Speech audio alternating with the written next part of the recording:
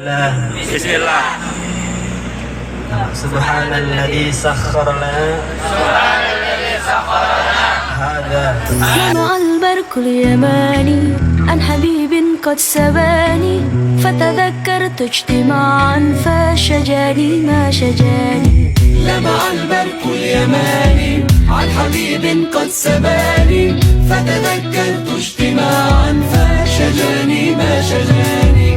مشتاق بصدر اللهب من نار الجوى عجب.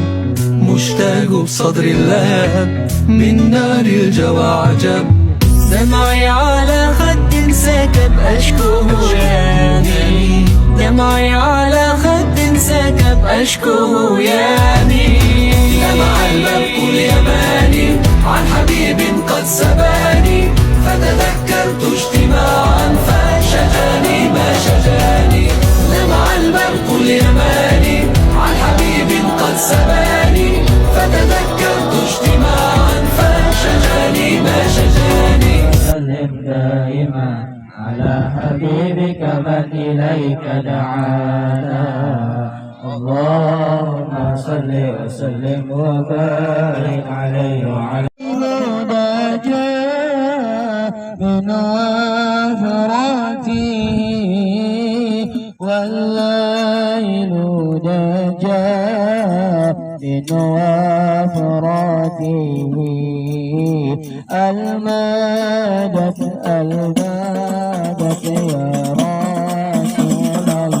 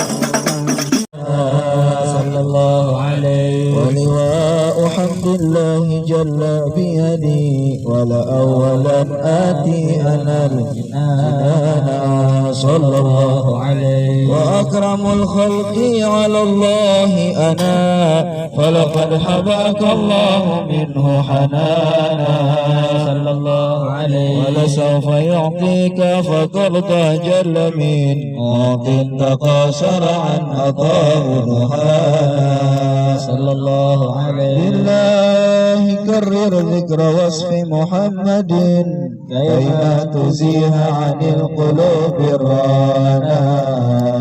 يا ربنا صل وسلم دائما على حبيبك من إليك دعانا. اللهم صل وسلم وبارك عليه وعلى آله. عليك يا حبيب سلام عليك.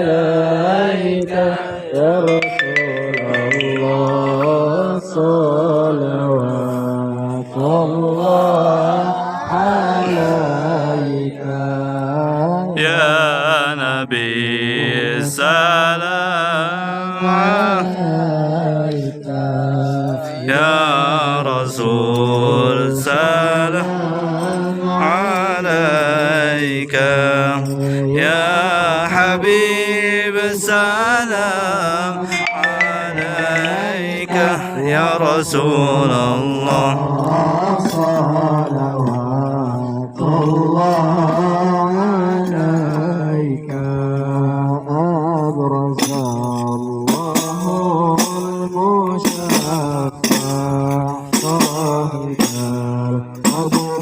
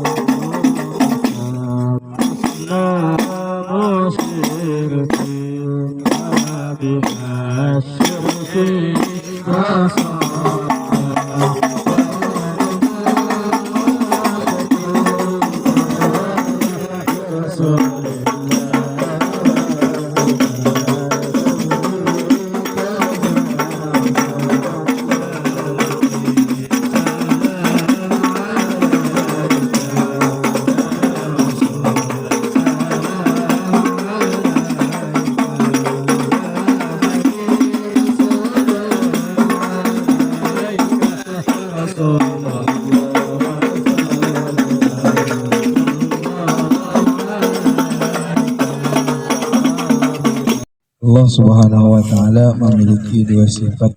Yang pertama Jamal, yang kedua Jalal. Jamal artinya indah, Jalal artinya agung. Maka yang terjadi di alam dunia ini, baik kepada kita, baik kepada semua manusia, baik kepada semua alam semesta, ini dua sifat ini akan terus menerus ada, yaitu sifat Jamal dan sifat Jalal. Jamal itu indah. Bila terjadi sesuatu itu atas sesuai dengan kehendak kita, yaitu menjadi indah. Bila apakah sesuatu itu terjadi sesuai dengan kehendak hati kita, itu akan menjadi indah bagi kita. Walaupun misalnya akan jadi indah bagi orang lain, tapi bagi kita indah. Berarti sekarang kita mendapatkan sifat Jamal daripada Allah. Yang kedua ada sifat Jalal. Jalal ini agung, keagungan Allah, kebesaran Allah, qudratullah. Kadang-kadang sesuatu pada kita, pada manusia, atau pada keluarga, atau pada alam semesta ini, ada sesuatu yang terjadi tidak sesuai dengan kehendak kita. Maka itu terjadi semuanya atas keagungan Allah, kebesaran Allah, kehendak Allah. Di pantai ini, diantaranya kita disuruh untuk melihat sifat Allah, sifat Jamal tadi. Allah ciptakan lautan. Allah banyak berfirman di dalam Al-Quran, coba engkau perhatikan lautan.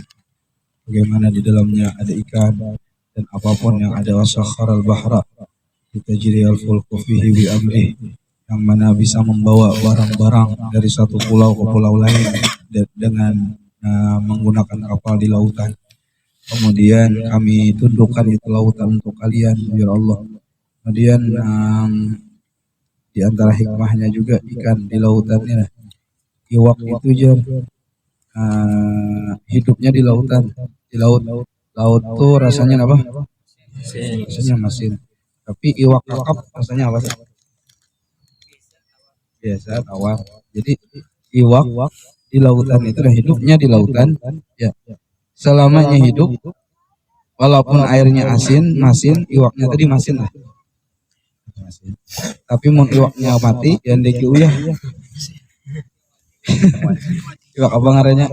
Iwak tadi mau digunakan, amunnya dijamur jadi iwak.